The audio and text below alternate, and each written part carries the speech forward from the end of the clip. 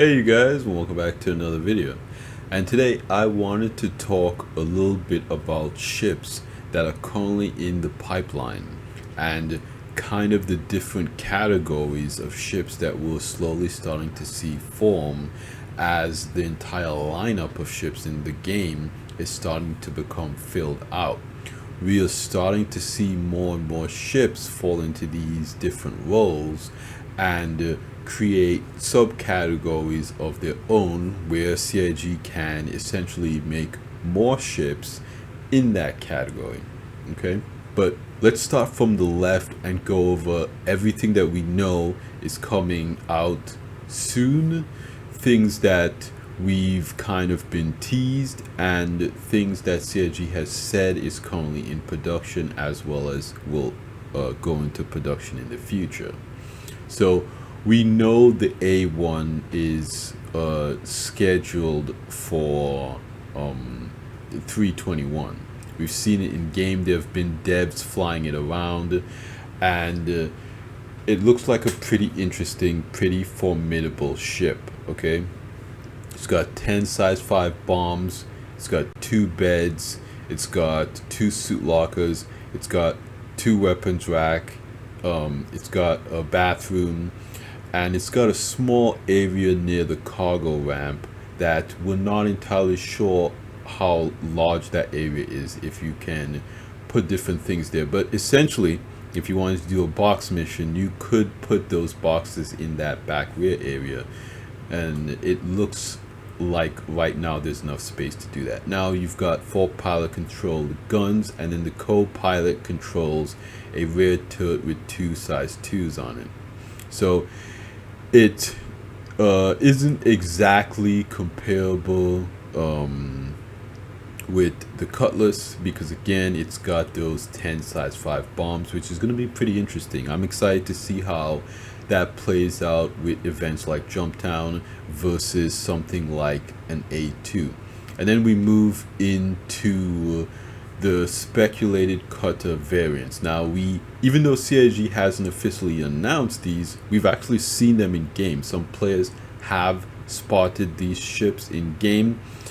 And then we have the Tumblr Storm. Now, before I get into these, I want to talk a little bit about the Tumblr Storm, because I originally didn't make a video on this because I'm not entirely sure what role this ground vehicle fits into with the persistent universe. Now, it has apparently a bespoke size 3 gun on it. It has tracks. It has, it is designed for a solo driver, where the cockpit is down in front here. It's got, the component areas, and then it's got personal storage where the driver can store their weapon. Now, this vehicle, I think was like $75. I'm not sure if it's going to go back on sale after around CitizenCon time. But to me, this seems like a very much wait and see until it comes out in game, and then try to pick one up, because ground vehicles are always very cheap in game. Even the tank, it is, do a couple of missions, do Jumptown with your buddies, and you will make enough money to get a Storm. Now let's talk a little bit about the cutters, and I want to kind of switch over to another screen real quick so we can talk about the interior and the roles that these two ships play, which the fleet viewer here doesn't have the variant, so I just have 2 regular cutters here. But the variants that players are speculating is coming out is an exploration variant and a scout variant. So we have the standard cutter, and we're supposed to be getting the cutter scout and the cutter expedition. So I'm going to cut over to another screen. I'm going to take a look at these 2 ships in a little bit closer detail. Alright, so now we're on Reddit, and this is kind of the leaked information, the floor plan that we're looking at here. What we're looking at specifically is the standard cutter. So you have the cockpit, you have this area here, you've got your personal storage, then you have the bed, this area here is where the bathroom is, then you have 4 SU of cargo and your walkway and the rear ramp. This is the interior of the standard cutter. Now we have the interior of the cutter scout. Okay, the cutter scout is the kind of the variant that is supposed to be like a baby terrapin. It is, you know, more focused on scanning.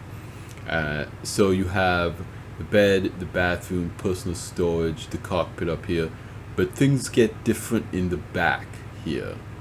So in the back, you see you have larger components, and then you have the scanning station here. And this cutaway is a little bit different than what we have in game. I think this scanning station is pushed a little bit further to this side in game, and these components are actually on the other side here. So players have seen this ship in game, and it is technically still not been announced by CIG. Okay, and then last we have the expedition. Now in my opinion, this is the most interesting one. Okay, because it seems to be more versatile than the regular cutter and less focused than the scout. So at the front here we have the cockpit, the personal storage area, and the bed, but then we have a suit locker here.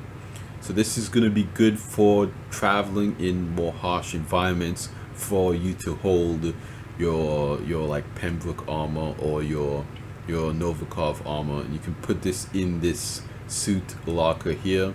Then on the other side there's actually a table and seat, and I'm assuming some kind of kitchenette area here by this table and chair. Then it gets even more interesting, because I'm assuming that this cutout here is the bathroom. So you can see here that the bathroom is over here on this cutaway, but the table's here on this cutaway, and instead we have a cutout right here. So I'm assuming this is the bathroom, this is your little dining table, your bed, your environmental suit locker right here. Then of course you have your components. Your bathroom would be here, so that means that instead of 4 SU of cargo, you're more likely to only have 2 SU of cargo. So you see this square here, I'm thinking that you would put your 2 SU of cargo, one here, one stacked on top, then you have your walkway to the door right there. So in my opinion, the cutter expedition is kind of the one to get if you want an all-rounder ship that's kind of like a step above the regular cutter. Now the regular cutter is interesting because it has 4 SU of cargo, so it has more cargo if you want to do kind of very entry-level cargo hauling. And you compare that to, you know, the Aurors and the Mustangs and the other and the 100i, the other starter ships, they have 4 and less cargo. So the regular standard cutter is actually a pretty good cargo ship, and especially with you know, the physicalization of cargo, you can technically fit more cargo in the standard cutter if you come across a salvage ship or something out in the game and you want, you know, to kind of shove more things in there. Now with this you only have 2 SU cargo, so these cargo locations are probably things that you want to bring with you on your expedition. You're probably not using this ship as a cargo ship. You'll probably get a 1 SU cargo box and then put whatever loot you find in that box. So if you're going to do bunkers and you're looting and stuff like that, you can put your loot in these 1 SU boxes, put them right here. You've got your bathroom, you've got your table, you've got your environmental suit. Looks like a pretty good all-arounder. And yeah, here's just another picture of the standard and the outside of the standard. So this is supposedly the exterior of the expedition. So you have different wings at the back. You compare it to the standard. It's got these little spoilers on the back here. The expedition has kind of these two things, and then it has this large box on the top. I don't know if that has any functionality. And then of course the scout has this spoiler on the back, which we've seen in game, and then the radar dish on top, kind of like the MSR has its radar dish on the side. So we have seen this in game, and it does look pretty much exactly like this, with the spoiler on the back and the radar dish on the top.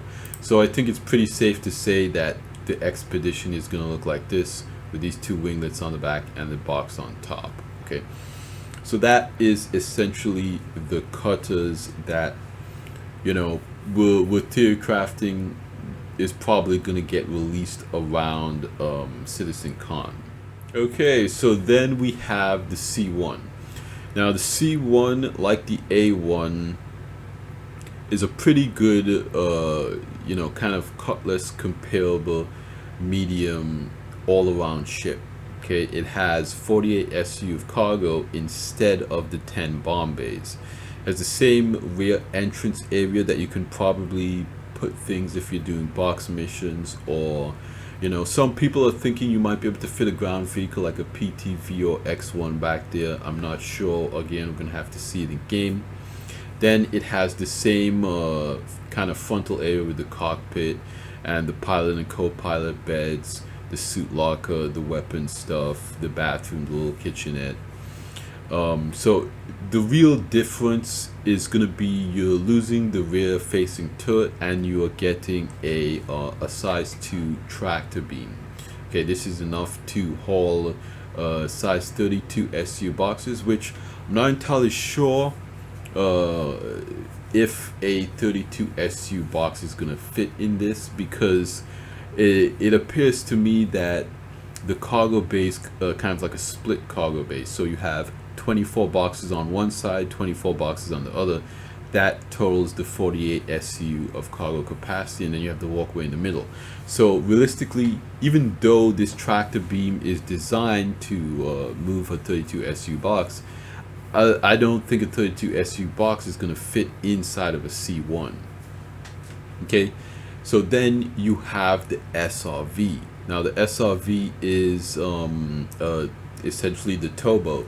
It's specifically designed to tow you know, ships. Now the gameplay around this, a lot of people are theorizing that you would essentially be able to find derelict ships and tow them to specific locations, or there might be a beacon where if you're a player and you have a ship that is compromised, you can call to be towed, kind of like AAA, you know, in the real world. You can call and have someone with an SRV tow you back to a station, and then you can you know, drop off your ship.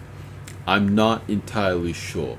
Now it seems like to me that this ship coming in game is not going to be straightforward, because again, you need locations to drop off these derelict ships. Maybe it's going to be like the Hull C, where you just take the derelict ship and you drop it off in a holographic box, kind of like how the Hull C kind of flies in this holographic box, and then the cargo gets loaded on it.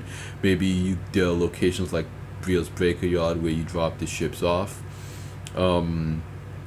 And similar thing for player ships. Maybe you take the player ship to the station, and you know, at that point they can land it on a pad, or, you know, if they're completely out of fuel, that's they'll need a starfare for that.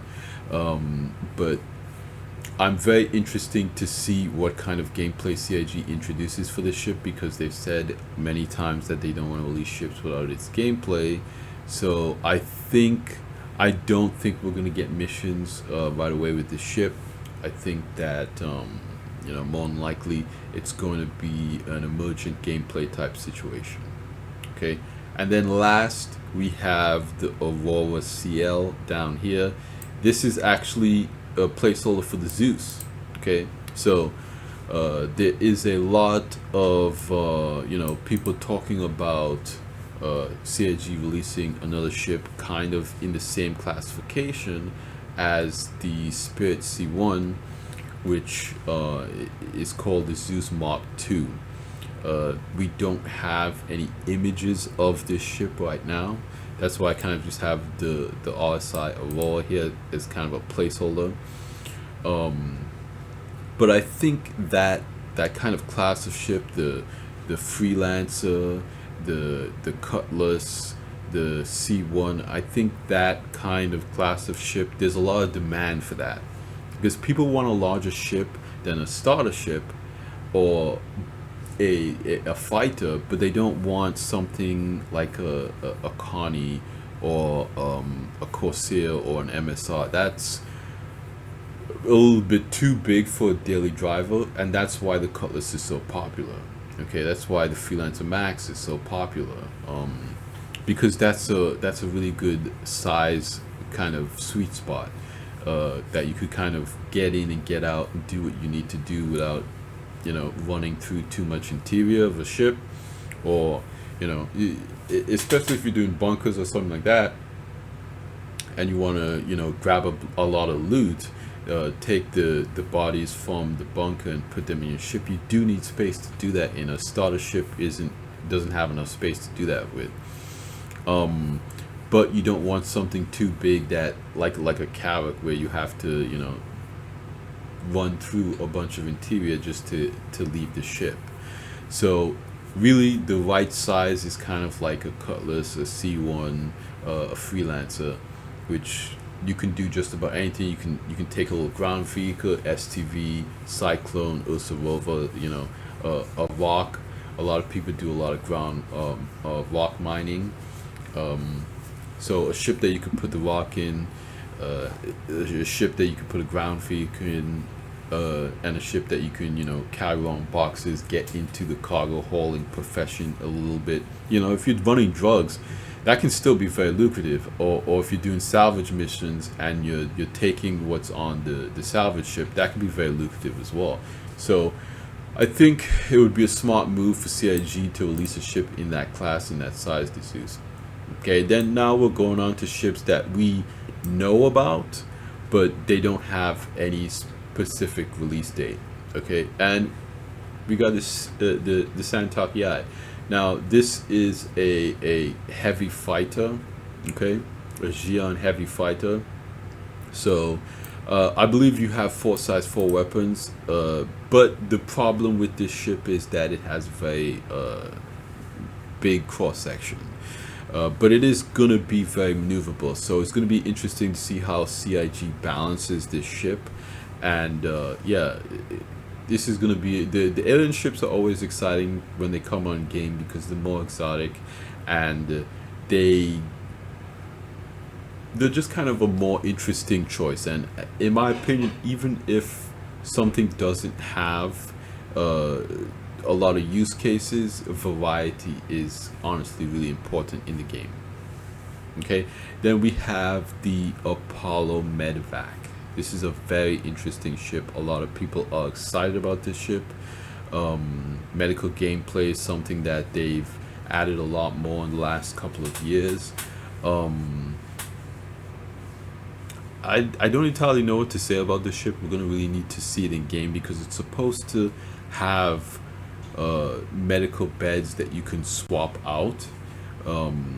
Like you can swap out and you can put I think it is some like 2 different tiers of beds in this. Okay, so if you want to use this as a respawn point, you can for your fleet or org events. You can do that. You can also use it, like you can also equip it with a lot of just like lower tier beds, so you can just restore other players while you're doing medical gameplay. We have the Pisces medical ship, and then we have the Cutlass Red.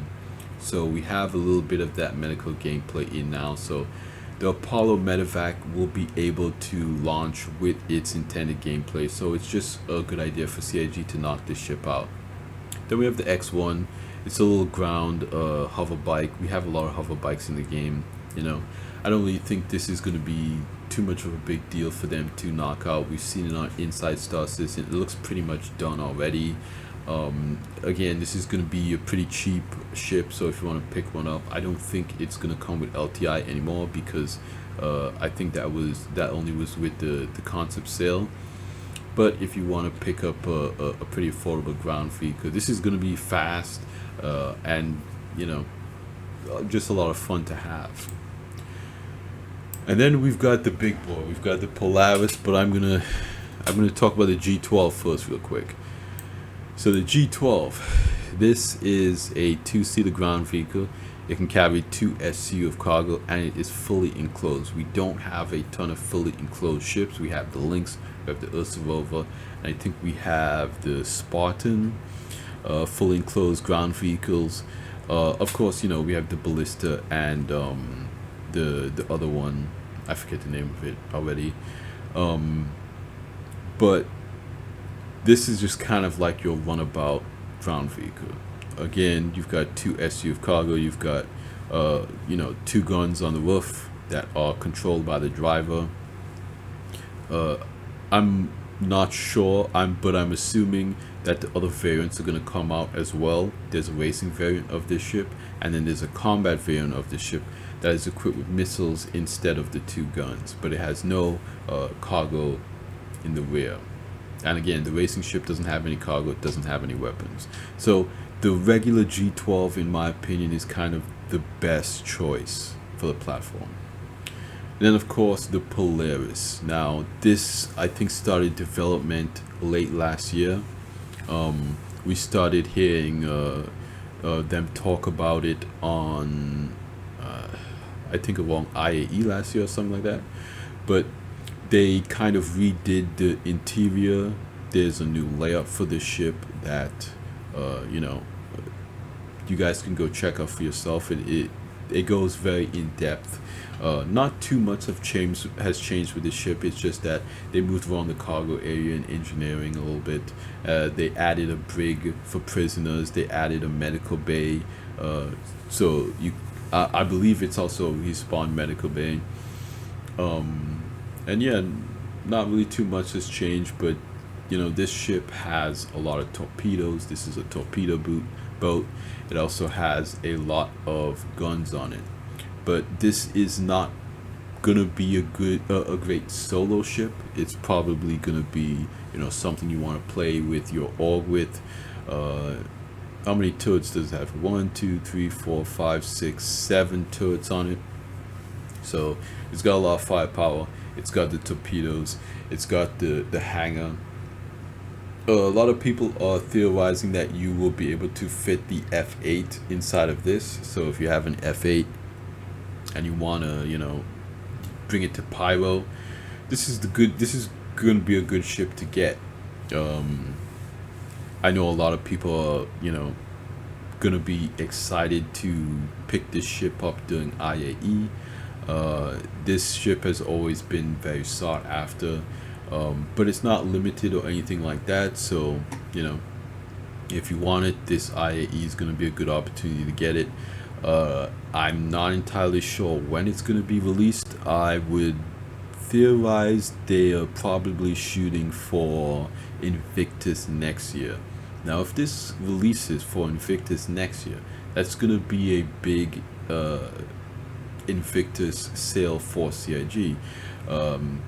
Because again, a lot of people are probably going to be very excited to see how far the ship has come along, and a lot of people are going to want to pick it up, not just, you know, buy it outright with real money, but also upgrade to it. So it's going to be a big opportunity. And last but not least, have it all the way over here, is the Railen. Now people are saying that as soon as CIG is done with the Santok, they will move on to the Railen, and that's pretty good, because right now all of the alien ships that we have, the fighters, they're not really that utilitarian everyday ship. So the Railen will be kind of CIG's first foray into you know, more of the architecture of these alien ships. It's not just a seat, but they're gonna have to do beds, bathrooms, more living interior spaces in the ship.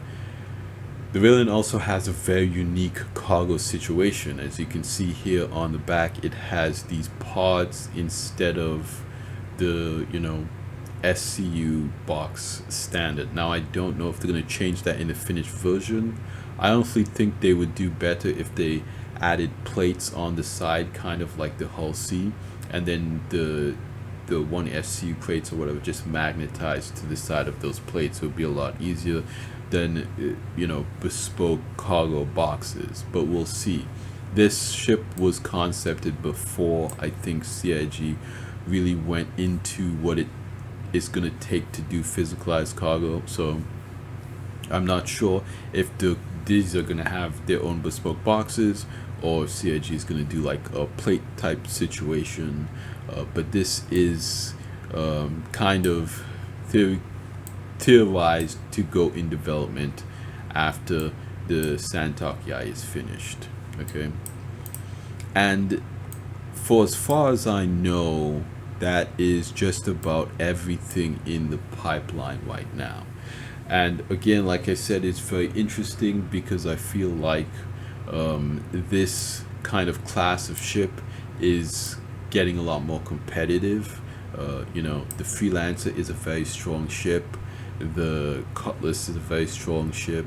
The C1 looks to be like it's going to be a big fan favorite. Again, 4 pilot controlled guns, the size 2 tractor beam on the back, 48 SU of cargo, little rear ramp area, 2 beds, suit lockers. Yeah, I think it's going to make it for a good daily driver, so I'm very interested to see what CIG comes up with for the Zeus. So yeah, that's pretty much gonna be it for me here today, you guys. I'm very excited for CitizenCon.